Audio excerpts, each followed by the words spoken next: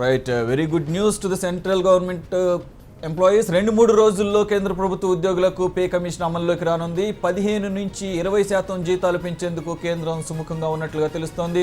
దీనికి సంబంధించి మరింత సమాచారం మా ప్రతినిధి మదర్ని అడిగి తెలుసుకుందాం. Mother, good afternoon. మదర్, కొత్తగా అమల్లోకి రానున్నటువంటి పే కమిషన్ పూర్తి డీటెయిల్స్ ప్లీజ్.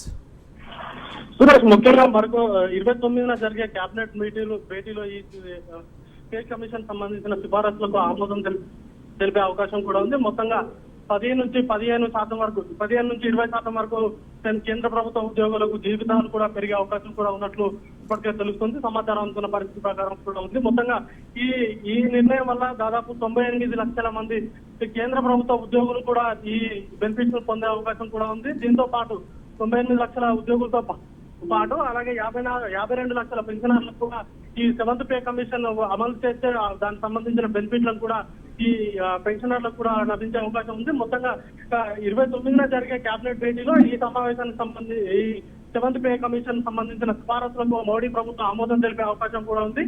అయితే జనవరిలో దీనికి సంబంధించి పీకే సిన్హా ఆధ్వర్యంలో ఒక కమిటీని కూడా హై పవర్ కమిటీని కూడా వేసి 7th పే కమిషన్ లో ఉన్న లోటుపాట్లను సరిదిద్దుతూనే మరికొత్త నూతన రికమెండేషన్స్ కూడా చేయాల్సిందిగా పీకే సిన్హా ఆధ్వర్యంలో ఇప్పటికే ఒక కమిటీ కూడా వేసి దానికి సంబంధించిన వివరాలను కూడా తీసుకున్న పరిస్థితి కూడా ఉంది. మొత్తంగా పీకే సిన్హా ఇచ్చిన నివేదికకు కేంద్ర ప్రభుత్వం తలొగ్గే అవకాశం కూడా ఉంది. మొత్తంగా ఈ 98 లక్షల ఉద్యోగులు అలాగే 52 లక్షల పెన్షనర్లకు లాభం చేకూరేలా కూడా ఉన్న నేపథ్యంలో అలాగే 2 రాష్ట్రాలు త్వరలో జరగనున్న యూపీ అలాగే పంజాబ్ ఎన్నికల దృష్టిలో ఉంచుకొని కూడా కేంద్ర ప్రభుత్వం 7th పే కమిషన్ కి ఆమోదం తెలిపే అవకాశాలు కూడా ప్రస్ఫుటంగా కనిపిస్తున్నాయి. సురేష్, మదర్, ఈ రివైజ్డ్ పే కమిషన్ ఎప్పటి నుంచి ఖచ్చితంగా అమల్లోకి వచ్చే అవకాశం ఉంది? ఏమన్నా బ్యాక్లాగ్స్ మంత్స్ ఏమన్నా కవర్ అయ్యే అవకాశం ఉందా?